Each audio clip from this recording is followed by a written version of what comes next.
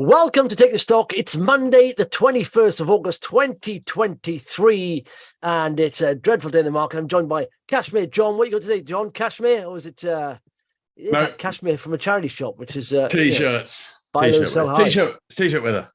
Yes, it's nice weather there, isn't it? Very nice. Yeah. In fact, it isn't being reflected in our markets. Let's have a quick look straight away at the big stocks, the FTSE 100. Now, rises there's BP, Tesco, Intercontinental Hotels, but if we click on the fallers, look at this: Taylor Wimpey, Persimmon, Berkeley Homes, Barrett, Rightmove. So it's all the house builders, and we're going to be discussing this because is a house price crash imminent? This is what City AM has said this morning after Rightmove have come out with asking prices dropping, and also I suppose what's the main driver for sector peers is Crest Nicholson, isn't it? The news from them today. Yeah, really horrible profit warning. Yeah, horrible profit. And in fact, it is. It's saying things like, and did you see that? I was looking at the Crest Nicholson. So it's trading update, but they said conditions for the housing market have worsened during the summer of this year. Pricing has remained resilient in a market with limited supply and a few distressed sellers, but the economic uncertainty is deterring prospect. Home movers, all that stuff. Yeah, I wrote something about this on the site. Yeah, this is. Did you cover the old SPOW, SPOW, sales outlet per week? Sales per outlet. Yeah, it's that's a big fall. That's a big drop. Yeah. You know, they've talked about, you know, a significant decline in the level of activity in the housing market, which is kind of what you'd expect given the sort of the sort of interest rate backdrop, the economic backdrop, the withdrawal of they point to the withdrawal of Help to Buy, so government support for first-time buyers, so that's had an effect. So yeah, all looking pretty horrible there, and I guess this is what we were talking about before when I said there is the potential for further unpleasant surprises. This is the unpleasant surprise, and therefore it's no surprise the whole sector dragged down with it. Let's have a look at Crest Nicholson. There's a chart here. By all means, hit that subscribe button. And if you could do, put a comment below. We've got a couple of comments there. But this Crest Nicholson, that it's a horrible looking chart, and I mean, it's very messy. But you see, we hit the sort of lows there in October, rallied a little bit. But most house builders, we're out of the woods a bit in there, because there was thought back then that the Bank of England maybe near peak rates then, but then no, rolled over, and now look back. Lower than the previous lows there back in October. Almost, in fact, right on level. It was lower. Went down this morning, come back up, but hitting those October lows. Well, I think there was a little bit of optimism back then as well. That after the sort of disastrous mini budget, the Kwasi Kwarteng and Liz Truss catastrophe, that the grown-ups are back in the room and everything was going to be okay again. How naive we were to have some optimism back then. well, yeah, I mean, it's just the thing is, it's changed the guard. What's different in reality? The politicians, a lot of this is out of their control. And no matter how much Rishi wants to promise that he can halve inflation, and really, that's not a lot to do with him. Yeah. Well, he did. I know exactly. He's like, I know, promising that. You can't promise that. I mean, he was a chancellor as well, wasn't he? It's like, you must know that. And what I heard him saying was, thing is, we have to tackle inflation, because if you don't tackle inflation, interest rates will be high and mortgages will be high. I thought, well, no, that's down to the Bank of England. Well, you don't have to put interest rates up if you don't want to. It's like, No. So there we are. Well, I suspect he was only promising something that he knew was sort of on the way anyway. A lot of the inflationary pressures were technically going to come out of the system a year later. But as I've said before, I just think inflation volatility is what we need to get used to. Yeah. Okay. AI investors have been on my holidays all last week, so missed these sessions. Glad to be back. Thank you very much. And another nice one, actually, on Friday evening. I really hope you both keep this format going. It's the best 30 minutes a retail investor can spend each day. Essentially, you cover everything one needs to know. A huge thank you. That's from John. That's not from you, John. If it was from you, it's quite funny. It's all your own book. Yeah, exactly. Pat yourself back. Now, Bash says, well, I quite like this. What's the point of investing in AIM? If I would have kept my money in Apple and BP, I would have had over one bagged by now. But yet I've got into AIM stocks for the multiple bags, yet I'm 60% down. Why would anybody want to get back into the UK small caps when you look at how strong the American market is alone? Yeah, funny enough, I was looking at the American market this morning. It's very expensive now. Yeah, exactly. That's why it's the value you missed it. I mean, the thing is, John, I hope you haven't got out of, gone into the American market now, because they're probably hitting their highs and they're rolling over. Yeah. And the aim, there's a lot more upside. It's like risk reward, isn't it? It's what you want to achieve. If you want to, multiple returns on your money, you've got to go to a bit riskier. But in downturns, they're more volatile. They will fall faster and further than big cap stocks, but they'll rise quicker. I mean, 60% you take it down in portfolio. I've seen many AIM stocks do that in a day. Now, Apple won't do that a day, or BP won't do that a day. So, so you can't, and that's you're gonna if you can stomach the volatility that comes with the reward you want, then that's it. You have to stick in there sometimes, and companies, but do due diligence. But like I said, be careful, you're not swapping out and going to the big caps when they've had a good run already. Well, market timing is notoriously hard. It's very easy to to do the wrong thing at the wrong time. Even the experts, a lot of very, very, very good investors will avoid trying to time the market. What's the time in the market rather than timing the market is the mantra. And obviously you want to sort of think about your geo allocations as you're going, and I've always, as I've said before, I think you've got to have exposure to a broad church of equities from around the world. The US has been the place to be, but the research I was looking at is from Edison, and it's actually quoting the Bankers Investment Trust. They've said on a number of indicators, the US economy has been strengthening, but there are signs that it's slowing. The savings boom that supported the stock market there is pretty much over. Earnings growth relative to real yields. Earnings growth relative to valuations is lagging, and valuations relative to real yields are very, very unattractive. So a lot of funds, a lot of investment trust managers are reducing their exposure, their allocation to the US at the moment. So just bear that in mind. Yeah, and also, whereas the UK is still very, very, very cheap. Yeah, that's it. And if you want to get that 6% back, I doubt you'll do that in BP and Apple from now. I know from this level, Apple will not go. Let's look at Apple. You won't get the 6% back on that. But if you look for good small caps, micro caps, and maybe you could possibly get that back within, if your timing's right, within days, weeks, months. So that's why. I mean, it's very hard. It's very hard. I wouldn't have done half as well, not even a quarter as well, probably in my portfolio the last 10 years if I'd stuck to big caps. But of course, there was a bull market, but I took a big hit, in the last 2 years. But nevertheless, I'm still significantly more up than I would have been if I'd held on to big caps. And I think you can generate very good, meaningful sums from smaller micro caps if you're in the right stocks at the right times. But it's just about the volatility. On a downturn, they will hurt a lot harder. On the upside as well, but on the bull markets, they really rally very strongly.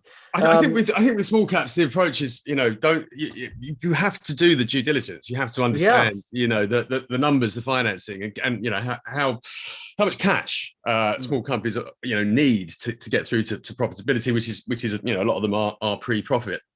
Pre-profit's massively out of favor anyway. So what you should be looking for is stuff that has a good cash runway that can get there. And I mean, the other thing is just try not, got to be really careful not to fall for stories. There are a lot of great narratives on companies on AIM, but turning that story into a commercial success is often, much more difficult than but also I do like a smattering of story stocks because they can rally. A good example of this, and I believe it's going to be a very good company. I did a video on the weekend of Long Life, and I've got some shares in that. That's done 100% in the last 2 weeks.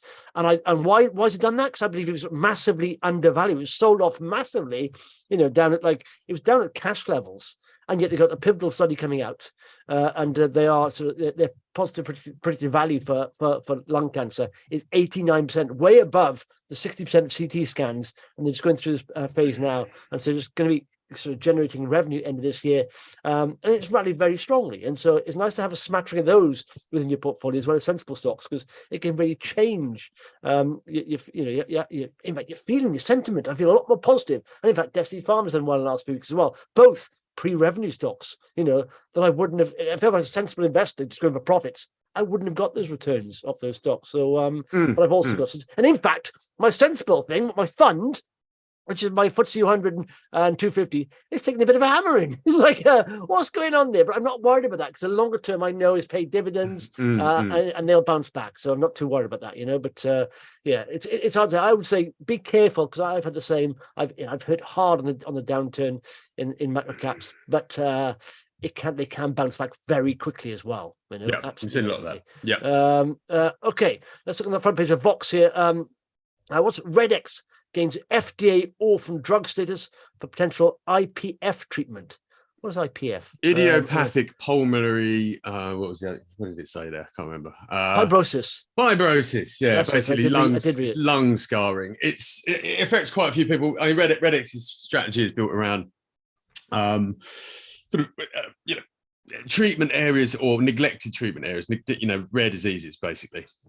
So you get a lot of these things where there aren't really very many, effective treatments, but they are significant markets. But the reason there aren't many, treatments is because they're kind of too small. They're not the big areas. So Redx does a lot of this stuff, and it got given orphan drug status for its IPF treatment, which means it's got essentially some support from the FDA over in the US. I mean, you know what? I haven't looked at this company much in the past, but I thought I'd have a look at its website and what it does, which I think is really good. This is a really nice way of communicating with shareholders. It actually has all of its treatments and what they do and what sort of commercial milestones that they expect or commercial status they have and what stage of the sort of development pipeline they're at, whether it's a research project or phase 2 or whatever. And so you can see that all at a glance. It's really, really good.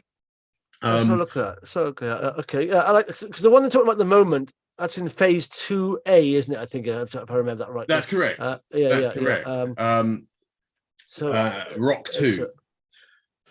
So our pipeline. Pipeline. This is really, really good. You don't always see this. I don't like to keep mentioning it, but Destiny Pharma has a similar kind of thing. Yeah, they should because working out where companies are at what stage they're at in terms of their development pipeline is sometimes hard to do if this information isn't presented easily and readily.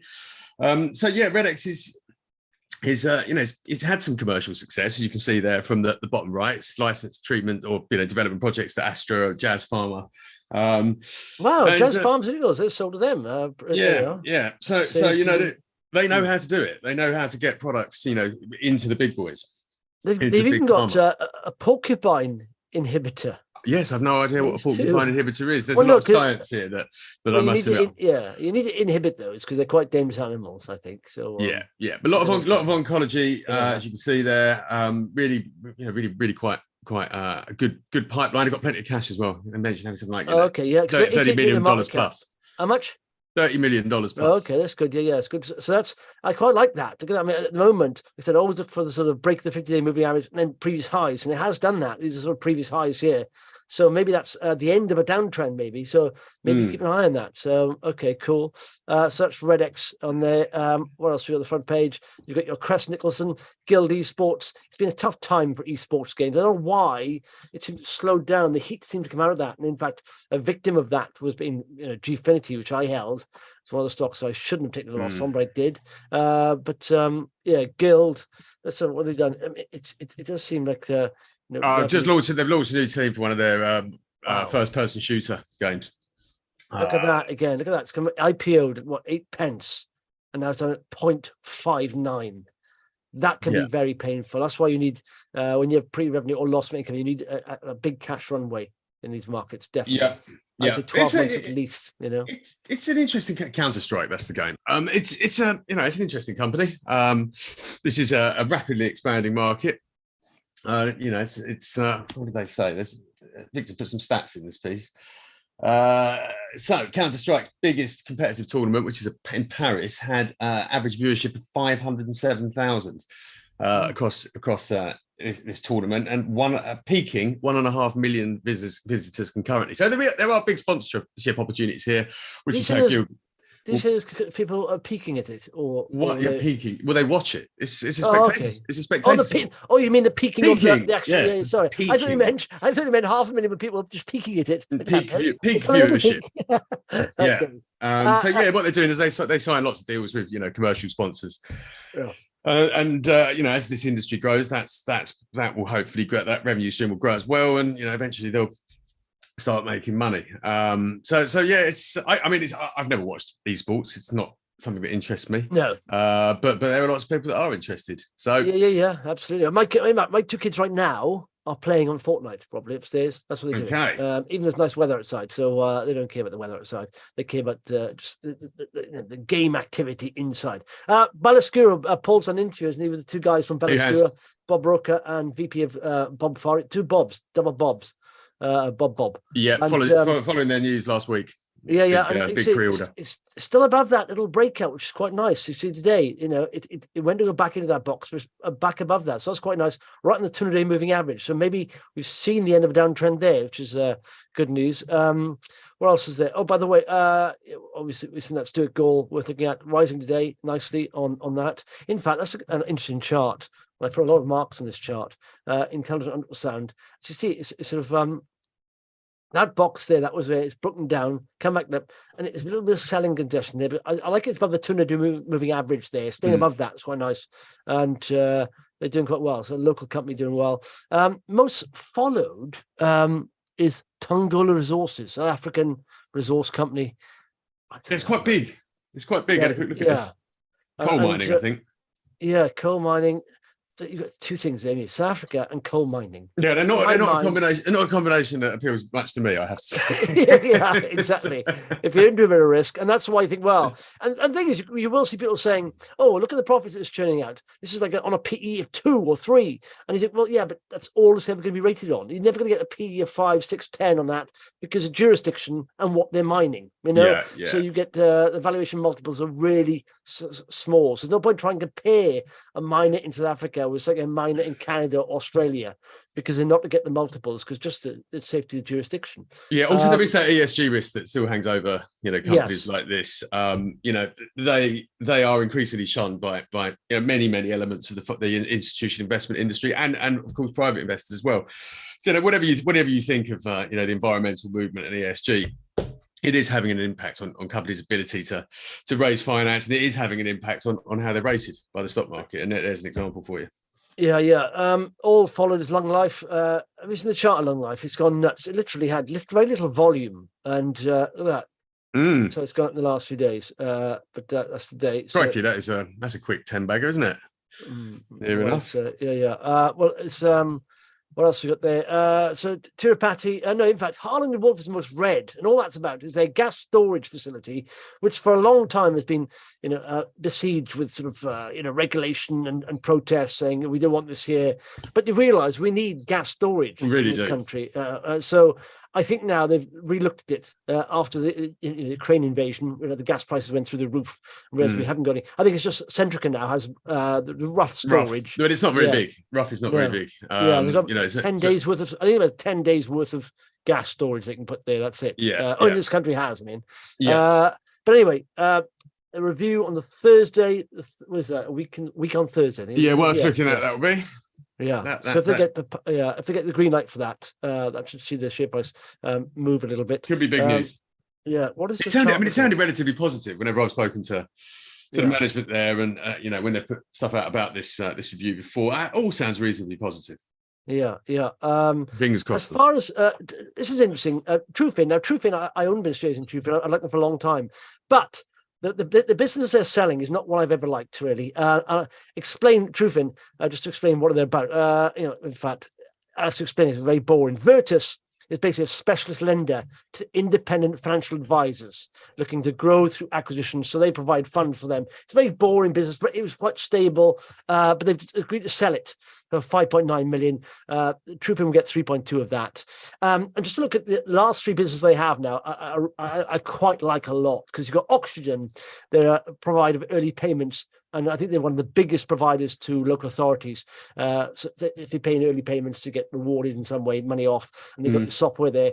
And that has literally 90% of its revenue booked for the next 5 years. They turned down an offer for that, 26 million in December, because they reckon, listen, no, we know where this business is going to be. They never lose any clients, basically, in Oxygen. But the other two parts of the business are Sotago, which is deals with Lloyd's, the bank, and Sage. And that's a huge grower, and PlayStack, two very exciting businesses and one very sensible grower there. So I quite like that. Now they've got the cash to maybe plow into the other two businesses. Virtus to me was always a bit of a boring part. It's okay, but it's not going to blow the doors off. So they've got a bit of cash there. So that's that on Trufin, quite like that. Audioboom. Someone asked us to look at Audioboom. Yeah. They say there's cement there. If it's gone down today, that must be annoying to Michael Tobin. There's not a lot of news in this statement. No, really. I mean, we know they're doing well. They had some numbers. When were they? Back in mid-July. Well, I say that. I got my spreadsheet here because I did look at it. I looked at this, and the revenue went down for the half year from 40 to 31, and even gross profit they were profitable. And then it turns out this was down to basically one big podcaster leaving. Morbid. And that's a bit of a worry for me. Like I said at the time, when you get one big podcaster leaving your platform, it knocks your figures that much. That's a little bit of a worry. And also, the podcaster area is quite competitive. There's quite a few players in it, and I think there's only ever going to be room for top 3, maybe top 2. So, but they are a big platform. I'm just thinking, can they compete? I mean, the margins, like if you look at the margins, they're literally non-existent. I mean, they started making a loss, like I said last half. Even now, the margins, where are they? Efficiency, like even gross margins of 19% for digital business is not very big, and you've got to. It's almost like if you're a podcast, a network, you have to attract big stars. And trouble is, with those big stars come big price tags. Yeah, so it knocks the margin massively. So you've got to buy in. It's like buying a football player. Good ones are very expensive. And so either you generate organic growth from a podcast, which is very hard to do to have a massive hit, or you have to buy in talent, and they're quite costly. I used to love Audioboom. I was really into it. I told you years back. So the podcast was going to take off, and I got out and literally 10 bagged. I done three companies. The reverse Justin indicator. yeah. Literally. What have you sold this week? No, exactly. But at levels at now, what's the market cap here on Audioboom? It's so they are doing. So the revenue last year was. Let's go back to the figures here. So the revenue is 75 million. On a revenue sales basis, they're not expensive. But trouble is, because their margins are so low, they're not that cheap, or even on a PE or EBITDA. They need a hit. They need a hit, don't they? Yeah, really, yeah. But they have got a big network. They attract a lot of traffic. Yeah, they need to also reduce, in some way, improve their margins in some way. But I said that's just indicative of how competitive that market is. But I'd say if it can break out above that 230 level, maybe you've got a bit of a run in your hands. Gap down there. But it's odd. The CEO and Michael Tobin. Michael Tobin is obviously the chairman who's been buying lots of shares all the way down. If you look at this, look at that director shareholding all the way down this news there. It's pretty much, you'll see his director shareholding. But Stuart Lars, the CEO, has bought in some recently, and you can see now him punching stuff out on Twitter. This is an RNS reach, which just means it's better promotion really for the company. It's not an RNS, so but technically, fundamentally, it's hard to put the value on this, but it could rally technically. If it goes above this level, maybe it will. Really, you should value a company based on its profits. How much profit is expected to generate. So when are we expecting break even? We are expecting break even this year. Yeah, well, maybe that's it. Maybe the bad. Yeah, it's priced in. But I mean, if I invest in companies only generated profit, I wouldn't make half the money I'd make. No, that's true. But sometimes you've got in before there's profit, and you can make that big rise. But then the reality will catch up at some point if those profits never materialize. Ocado is my exactly favorite go-to bugbear stock for the lack of profits. So, in fact, Redx is one of the rises. Ethernet, that's rising on no news. Long Life, no news. No news, but they're both rising. Vast is up a little bit. So, there was a loser here. Oh, yeah. Fulcrum. This is telling, actually. They did say that they're going to delist. They did the final results and delist because of the costs associated, the fact they can't probably raise money and all that stuff. And so they're delisting because, of course, it costs money and just the high regulatory burden of producing, accounts and all that. And then people say it costs them money. I suspect they wouldn't be saying that had the business performed better than it has. If the problem is they've had I had a quick look at this big restructuring this year. It's in a bit of a mess. sales going backwards. It provides sort of utility services to development projects, and I guess a lot of his business is house building as well. You've probably got a bit of fallout from what's going on in the home construction sector. It's a horror show. 75 pence in June 2018, and now they're not even 1 pence. They're a third of 1 pence. So that's a little worrying. Also, a read across here is quite interesting. Ferro-Alloy Resources. Now, essentially, they are a vanadium producer in Kazakhstan. They've had lots of delays, and they've all said, due to China slowing down, the prices have softened as well. So you've got double whammy there. They've got delays in suppliers and the price softening. So that's a bit of a trading, profit warning there from them. And like I said, so you see in China, literally, I was reading a bit about China recently, and the suggestion that they will need reform in China because it's not going well. And, traditionally, property is where people put their money, but now the property market is collapsing in China. Yes. There's people worrying where to put them. They don't invest any money. They don't spend any money. They're so scared. So you've got this economy that's supposed to reopen after COVID. People are not spending because they're scared. And so they're holding on to their cash. And so, so China, and of course, China, like I said, there's a stat. China has accounted for 41% of the world's growth in the last 10 years. That's twice as big as America's. And now if that slows down, that's going to be, a massive problem for the rest of the world. Yeah, so, it is. Yeah. As I say, we talked before about it being a market for certain countries, in particular like Germany, and what it sells obviously is really an indicator of what we can expect here in terms of how the economy will perform. Yeah. It's a bit of a mess. T-Bone has commented. I thought he was going to come up with something else, but he said, "Now then, boys, that's it."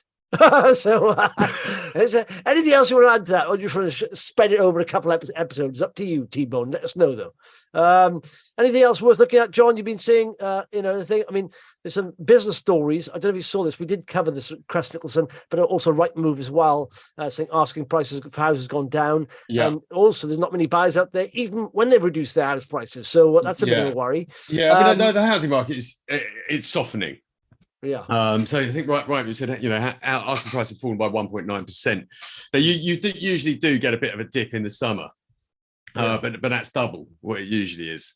And we're seeing fewer transactions as well, or there's fewer listings, as it were. So the market is looking pretty shaky. The big question, of course, is, as we asked, is there going to be a crash? What do Brits like talking about? The weather, football, and property. And there's a lot that's still supportive of the housing markets. There is a structural shortage. As I noted in my piece about Crest, the house builders are sort of pulling back on land investment.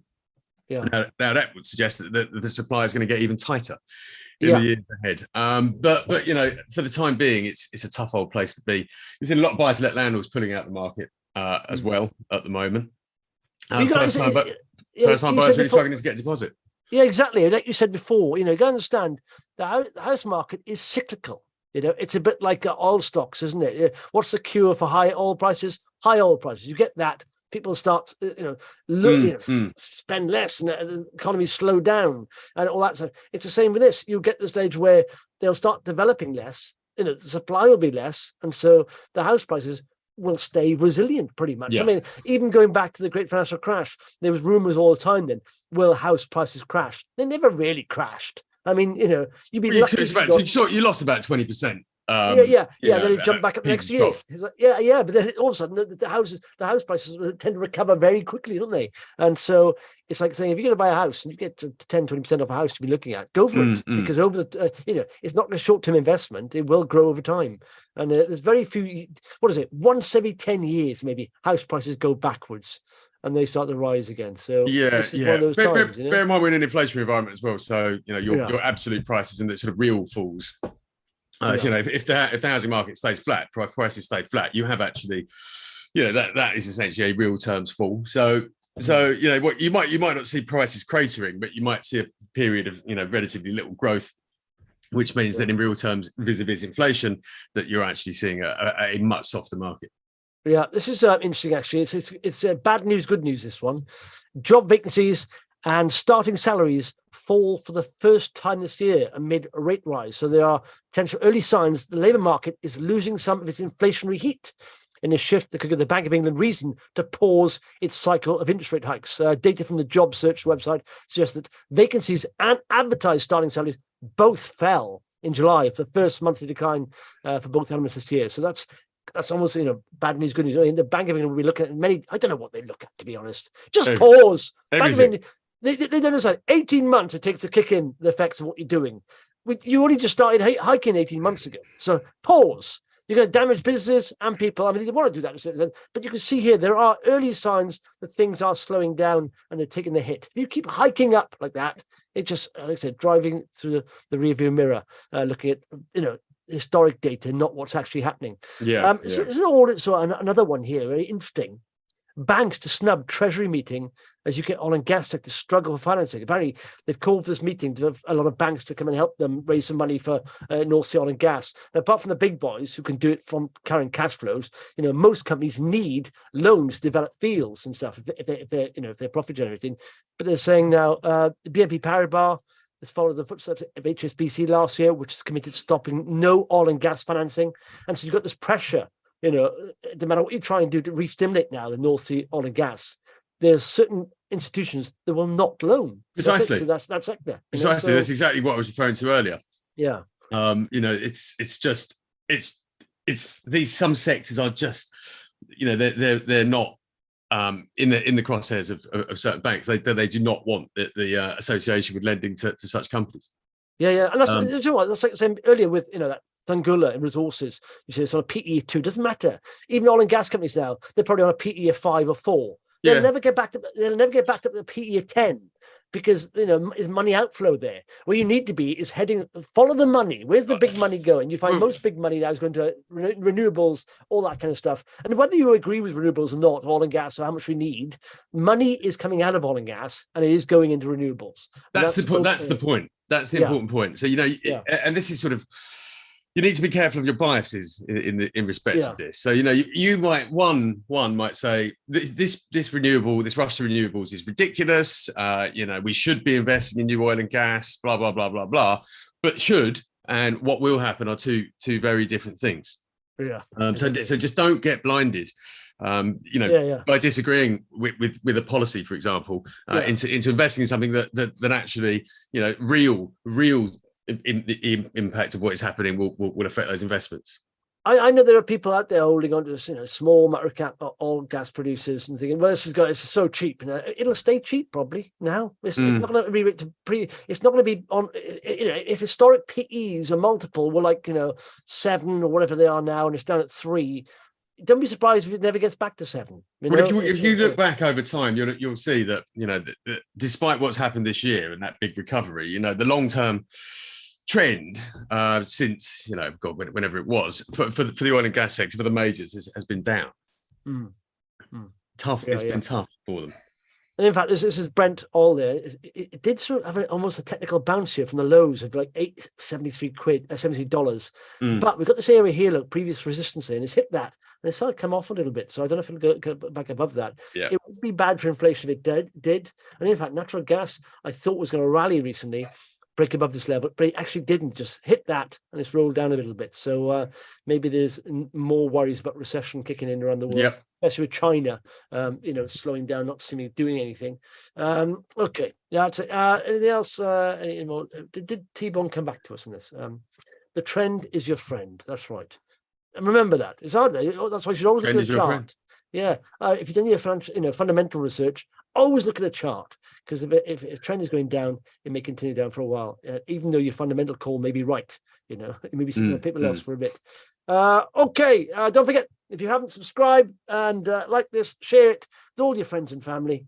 In fact, it's a reason to get in contact with people you haven't chatted to for years. Say, have you looked at this video? It's very nice. Marvelous. Cheers, John. Speak tomorrow. See you later.